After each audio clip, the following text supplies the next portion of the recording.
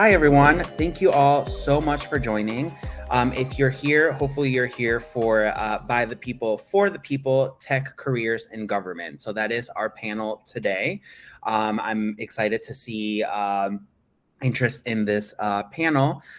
First, I'll kick us off. I'll go ahead and introduce myself. My name is Omar Gonzalez. I am a recruiting professional at Technology Transformation Services. It is a federal government agency, and I'll tell you a little bit more about that here shortly. But I will be moderating the panel. And before I dive right in, I'll actually have my colleagues in the call also introduce themselves. So I'm just going to start with the order that is showing on my screen. So pronouns are he, him. I'm based out of Chicago. I've been at this agency for, it'll be 5 years in March, which is wild to think about.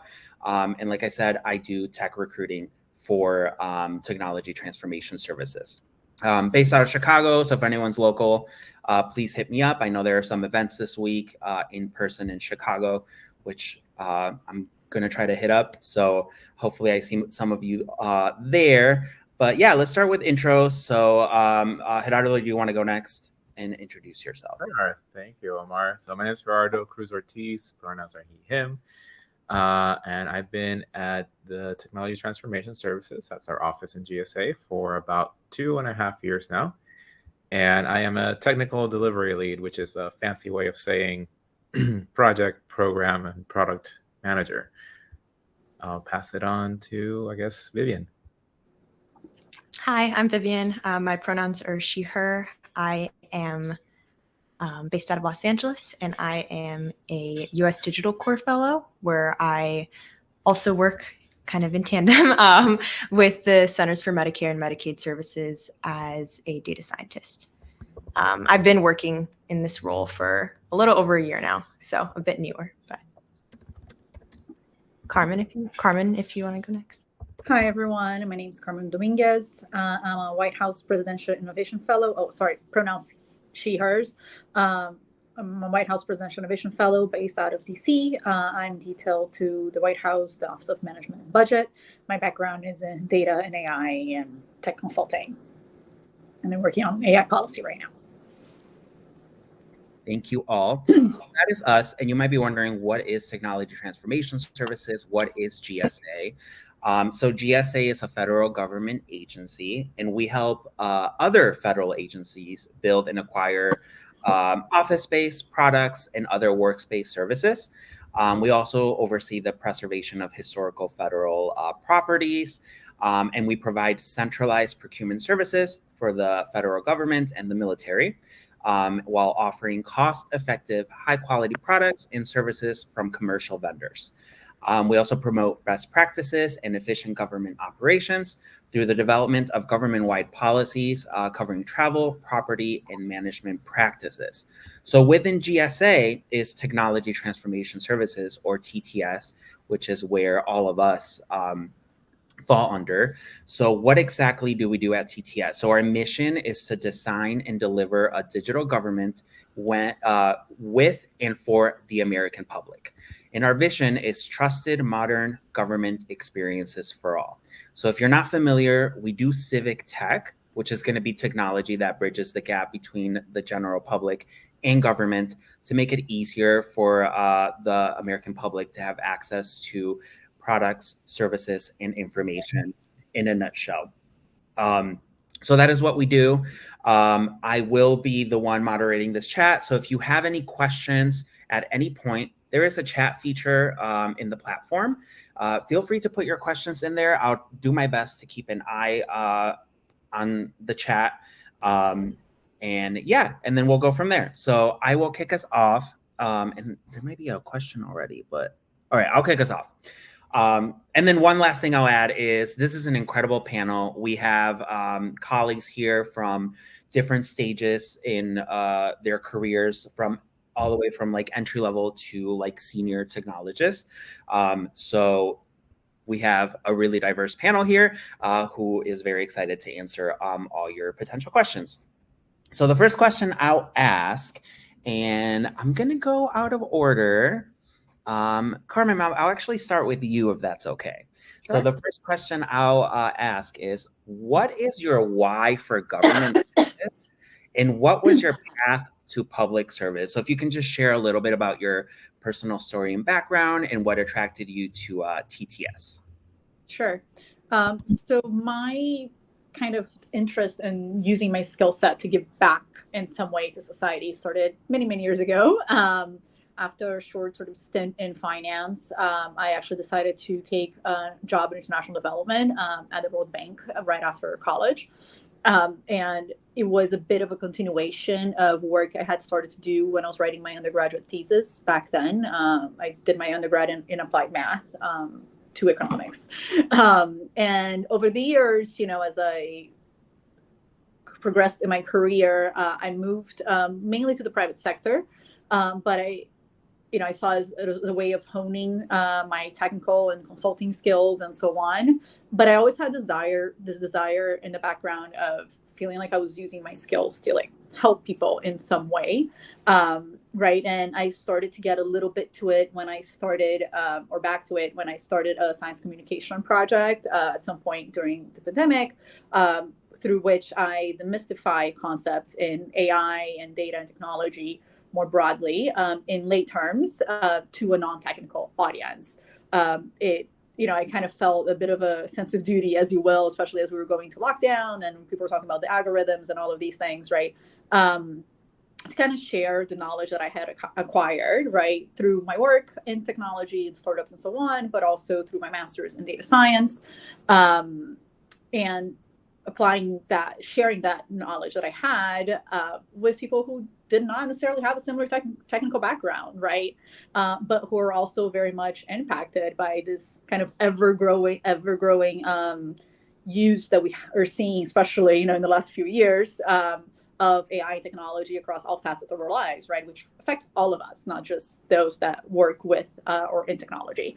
And at some point, through kind of that work a little bit, I wrote an op-ed on a proposed bill in the Senate that was aimed at curbing misinformation, health-related misinformation during pandemic times on social media. And as I wrote that and reflected more on it, I was like, well, I don't want to just be kind of critiquing the policy, right? Maybe I should help write it in some way. And kind of a little bit after that, Dr. Alondra Nelson, who was then, I believe, acting director of OSTP, the Office of Science Technology Policy, which is an office of the White House, gave a talk at the Data Science Institute of Columbia University, which is where I got my master's data science from. And she gave this really inspirational talk and kind of made this call for data scientists to join government, kind of like we're doing a little bit today. And that really resonated with me. And then I ended up learning about the PIF program, right, the Presidential Innovation Fellowship Program, which I'm now part of, which aims to bring, senior leaders from technology and innovation and so on into government. And I really liked the structure of it. And I thought it was a place where I could really leverage the skills that I had acquired through my private sector work and, just the last few years, and align these skills to the mission of public service. And so that's how I end up here today. Thank you. Thank you for sharing that. Yes, Carmen is part of the Presidential Innovation Fellows, which is a fellowship here at Technology Transformation Services.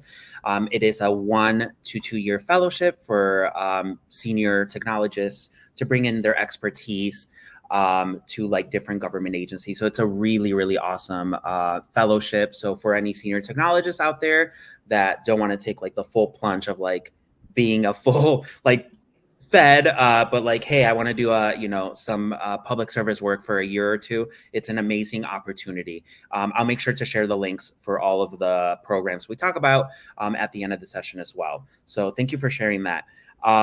All right, and then I will ask you the same question, Gerardo. What was your reason for government? What was your path here? You are mute. Don't do that.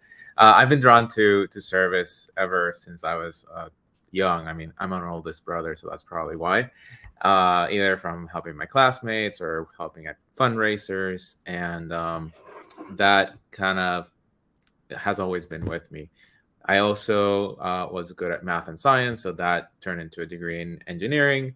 And I wanted to make a difference in the world, so that led to working at NASA. And from there, I really enjoyed working on the people aspect of things. And I wanted to not just discover new things for the world, but also like help make sure that I was doing some good for people. And that's kind of how I landed into the TTS digital services world. Thank you so much. And then lastly, Vivian, if you would want to share your experience, please. Yes, of course. Also, sorry, just got my cat. she likes to come up and bite me at random times. I was like, please, not now. But yeah, as a reminder, I'm Vivian. My why for government service is, so for some background on me, I guess, I graduated in May 2023, and I had some background in healthcare data science, and political data work. I think sort of my general motive for the things that I want to do has kind of come from being the child of Mexican immigrants and just growing up Mexican American, and kind of seeing, as I grew up, a lot of interactions with the federal government, whether that was through asylum claims or navigating Medicare, Medicaid services, and kind of seeing the need for a more robust social safety net, and that kind of being important to me. So I thought maybe I'd want to kind of pursue that through, like I said before, healthcare or politics. But when I saw the United States Digital Core program opening, I was like, this feels like a really great way to kind of get into the weeds of things and make impact at the federal level. And so it also just seemed like a really great opportunity, just like personally as an early career technologist, to just get mentorship and to kind of have people lead the way for me, I think, in terms of navigating federal government broadly. And so that was my more, I guess, strategic why on why I wanted to join the public service. But yeah, I think I can give a little more background later in the U.S. Digital Core program, but it's treated me very well. So that was a big part of it too. Thank you. Yes. As you can see, my colleagues here are all very, very passionate individuals who wanted to make a difference. So TTS really does allow for that. And Vivian is part of the U.S. Digital Core, which is another fellowship program we have for our entry-level technologists. So it's a really great opportunity. But we don't just have fellowships. Like Gerardo and I, we're not part of fellowships. We permanently work for the government. We are, we're here for a while. At least I am. Yeah, there's different paths to joining us and different paths to doing civic tech within TTS. So thank you all for sharing that. All right. So next question I'm going to ask you all, and maybe you can give a little bit more of an insight on your day today. So can you tell us a bit about your professional experience within government, and share just any examples on how you've been able to apply your skills and expertise to public service and just, civic tech and technology in general. So let's switch it up. And you know what, Vivian, I'll start with you if that's okay. Yeah, that's all right. So I work currently as a U.S. Digital Core Fellow, and I don't know exactly what the terminology is. It's not the same as PIFs, but it's kind of a similar concept from my understanding. But I'm detailed to the Centers for Medicare and Medicaid Services, and I work as a data scientist, and I'm also in the office. It's kind of a mouthful. Office of Enterprise Data and Analytics with CMS. And then within that, I'm part of the Information Products and Analytics group. And our team's main responsibility is to provide public access to state and federal Medicare and Medicaid data, and also to conduct sort of ad hoc data analysis for various stakeholders across government. So whether that be Congress, researchers, and sometimes Medicare beneficiaries themselves. So I think my expertise, especially, like I said before, growing up kind of navigating claims data with my parents who were beneficiaries of of Medicare that I think has given me a bit more insight into kind of how to navigate the data. A lot of the data sometimes is super convoluted and difficult to understand.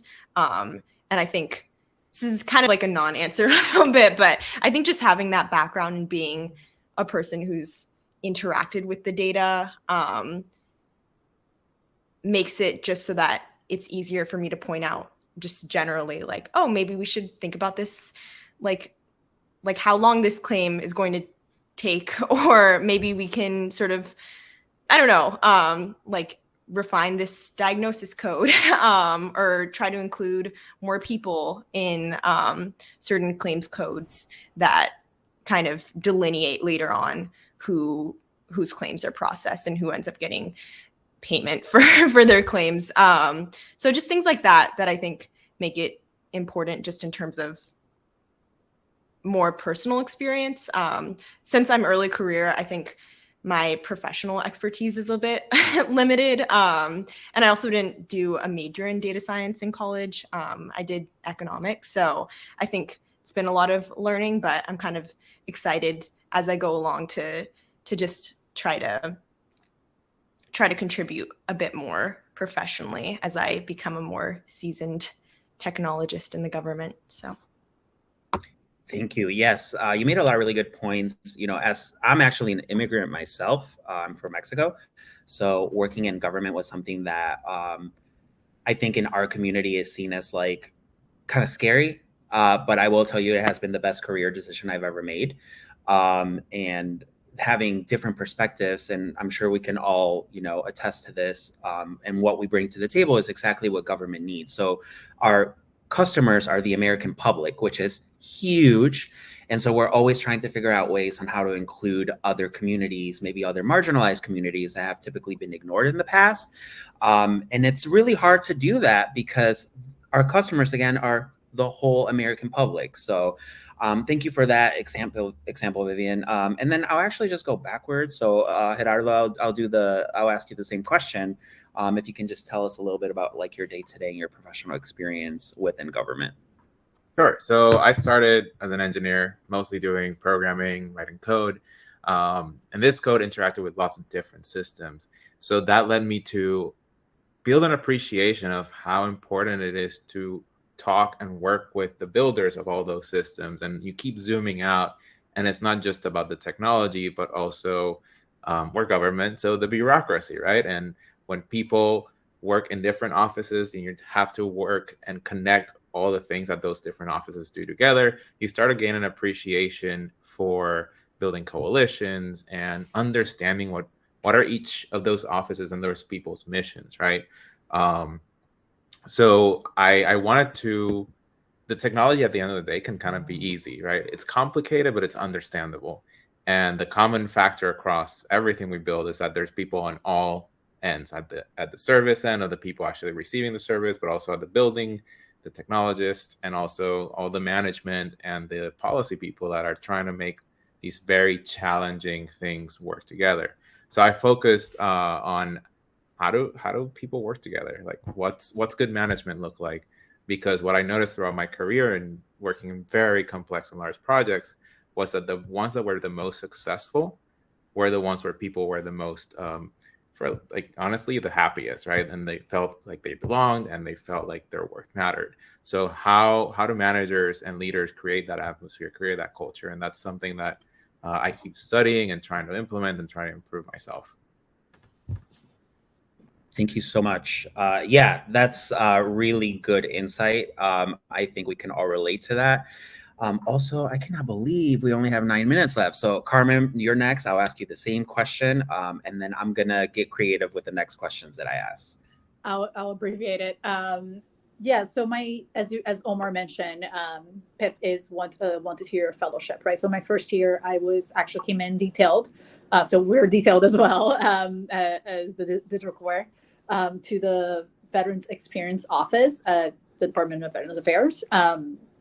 And there I worked on a variety of different projects, but mainly on strategy for like data and AI, so data and AI strategy for VO, and also serving as a tech lead on some machine learning, predictive machine learning models projects. So I was kind of alternating / wearing both hats at the same time of like my consulting experience plus the technical, machine learning AI experience there, having worked as, the developer in different projects and so on before as well.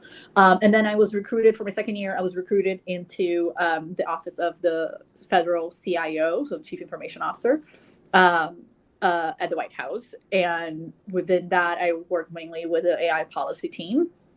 And I was recruited exactly because of my technical background, right? Kind of going back to what I was saying earlier about helping write that policy, right? So now my portfolio is quite broad, and I work, again, on a range of different projects. But, sorry, I mainly serve as, I was brought on to serve as an AI and technical expert or advisor, right, to help both on the writing of policy and the implementation and oversight of the requirements of the executive order on AI that's about to be 1 year old later this month. And the M2410, which is a OMB memorandum that outlines a series of provisions and requirements for U.S. government agencies regarding the use of AI. So my portfolio there includes of different things, as I mentioned, from I co-lead the development of the AI training for the federal workforce, which is actually currently live. So I'm going to do a little plug. If you do have a .gov or a .mil account, email account, you can, join the sessions that we have going on for the rest of the month. And I also manage the Chief AI Officer Council. So each U.S. agency has to have a Chief AI Officer, and there's a council of those experts that get together and discuss a variety of different things, and I manage that. And I'm also working on developing AI policy, among other things. So I'll just leave it at that. Thank you. Yeah, that's as you can see, AI is not new technology, but it's newer in terms of embracing it in government. So that is something that I have noticed when there's new technology out there. We need expertise, like Carmen's expertise, to really come in and advise the government on what is sustainable, what should be and should not be allowed, what the policy should be around these new technologies. So thank you for that. And we're always trying to bring in expertise. Okay, and then you have heard the word detail a few times here. So in government, a detail is usually, it can mean a couple different things, but our clients are other agencies. So we work with them. So when you're detailed to them, you're working with them on behalf of TTS to kind of help modernize. And the types of projects and work is going to vary. Another way that we use the word detail is, which is really interesting in government, something that I have leveraged. You can temporarily go work in another team and learn new skill sets. And then you can come back to your job. It's guaranteed. So there's a lot of opportunities to learn new things that you might not be familiar with, at least within TTS. So, all right. Next question that I'll ask all of you. Can you tell me what has surprised you about working in government, and just kind of your personal experience that you might have as a good example? I'll start with, I'm just getting creative. Gerardo, I'll start with you.